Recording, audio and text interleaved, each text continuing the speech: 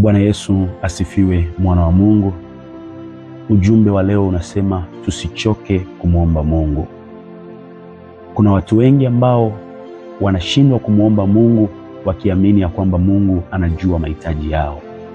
Unapofika ni muda maalum ambao inapaswa tumwombe Mungu, yeye anatumia kauli ya kwamba wewe wajua. Ni kweli Mungu anajua mahitaji yetu.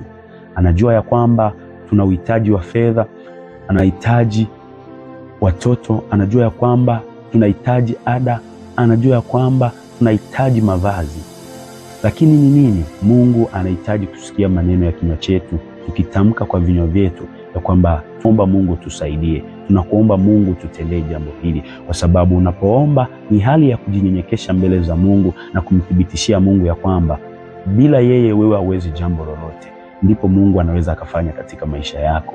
Ukisoma katika kile kitabu cha Marko sura ya 10 mstari wa 46 mpaka wa 52, neno la Mungu linasema, yupo mtu mmoja aliitwa Bartholomayo, alikuwa ni kipofu. Alimwendea Yesu akamwambia, Yesu mwana wa Daudi unirehemu. Yesu akamwambia watu, mleteni hapa mtu huyu. Alipofika alimuuliza, unataka nikufanyie nini? Yule kipofu akamwambia Yesu, nahitaji kuona. Yesu akamwambia, nenda zako kama ulivyoamini.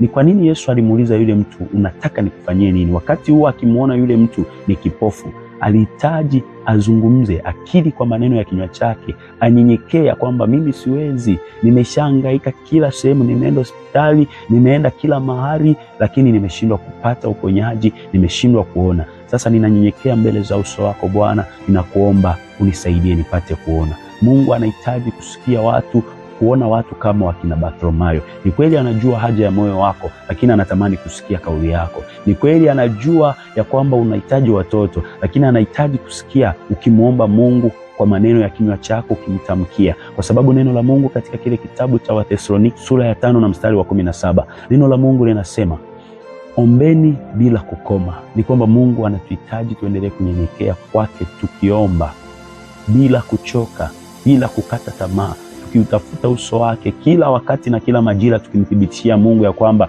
peke yetu hatuwezi, tunahitaji msaada wako. Mwana wa Mungu, usiache kumwomba Mungu. Muombe hata kama anajua haja ya moyo wako, hata kama umekwisha kumwomba, usichoke kumwomba, endelea kumkumbusha. Ndivyo neno la Mungu linasema, unikumbushe na tuojiane. Eleza mambo yako na upate kupewa haki yako. Mungu anahitaji ueleze mambo. Mungu anahitaji ueleze mambo yako ili upate kupewa haki yako. Mungu ni kweli anajua ya kwamba alikuahidi jambo fulani au ahadi zake kwako ni namna gani, lakini Mungu anahitaji